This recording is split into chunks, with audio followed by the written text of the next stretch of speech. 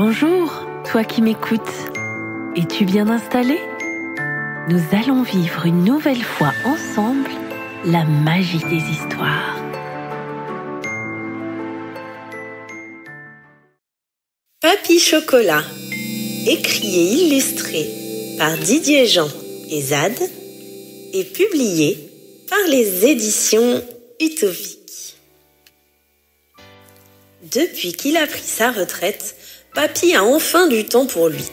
Il aime aller aux champignons avec mamie, jouer aux boules avec ses copains, ou rêver dans son fauteuil en écoutant la musique de Verdi. J'ai commencé comme apprenti à 14 ans. J'ai le droit de me reposer maintenant. Il y a quelques semaines encore, Papy était chocolatier.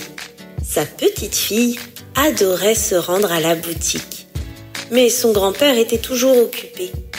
Après un bisou pressé, il retournait vite dans son laboratoire, où il ne fallait pas le déranger.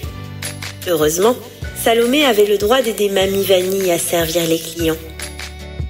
Quand il était l'heure pour la fillette de rentrer, sa grand-mère n'oubliait jamais de sortir une surprise de son tablier.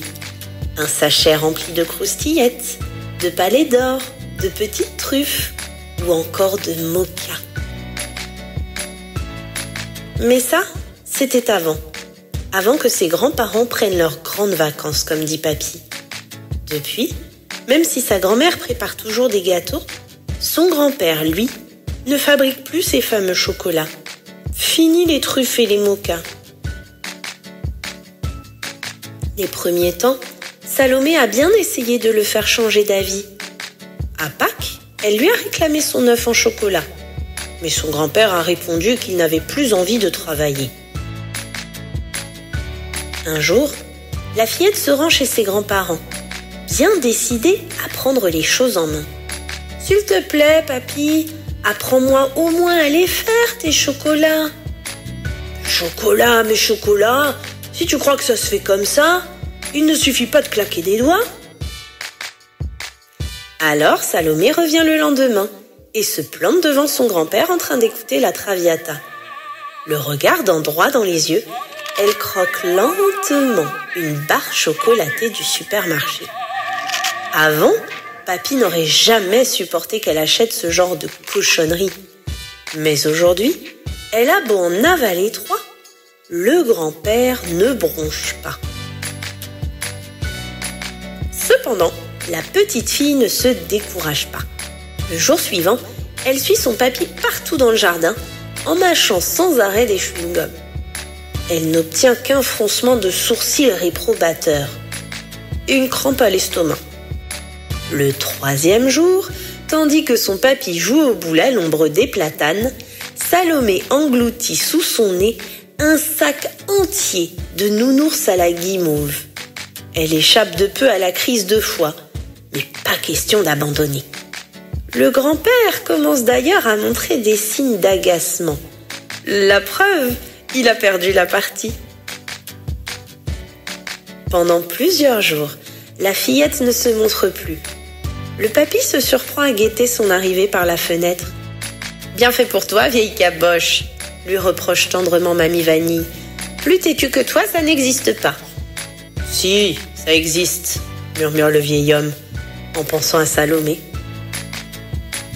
Enfin, un après-midi, alors que son grand-père rumine en écoutant Aïda, Salomé réapparaît et le fixe sans un mot.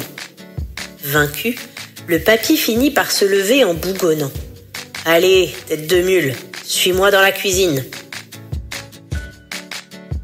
Alors comme ça, tu veux fabriquer des chocolats ?»« Oui, papy, s'il te plaît, apprends-moi à faire tes ganaches en sucette. »« Des ganaches en sucette ? Rien que ça. » Devant la mine gourmande de Salomé, il ajoute « Avant de se régaler, petite, il faut travailler. » L'ancien chocolatier rassemble les ingrédients nécessaires que Salomé pèse soigneusement. « C'est parti !» s'écrie-t-elle en retroussant les manches. Papy montre, papy conseille, et Salomé applique la recette à la lettre. Ses narines palpitent lorsque le chocolat fond doucement sous la caresse de la crème chaude. Bientôt, ses petits bras sont douloureux à force de remuer. Mais pas question de se faire remplacer. Elle est si heureuse d'apprendre les secrets de son grand-père. Plus tard, la fillette passe un doigt gourmand sur le fond de la casserole. C'est délicieux. J'ai hâte de les goûter, nos sucettes, s'exclame Salomé lorsqu'ils ont enfin terminé. Encore un peu de patience, répond le grand-père. Il faut qu'elles refroidissent. En attendant, nous avons rendez-vous avec les macarons au citron de Mamie Vanille. Dis, papy, tu m'apprendras une autre recette? Promis. La prochaine fois, on fera des truffes ou des mochas. Salomé est aux anges. Elle a enfin retrouvé son papy chocolat. Si tu as aimé cette vidéo, mets un like et abonne-toi.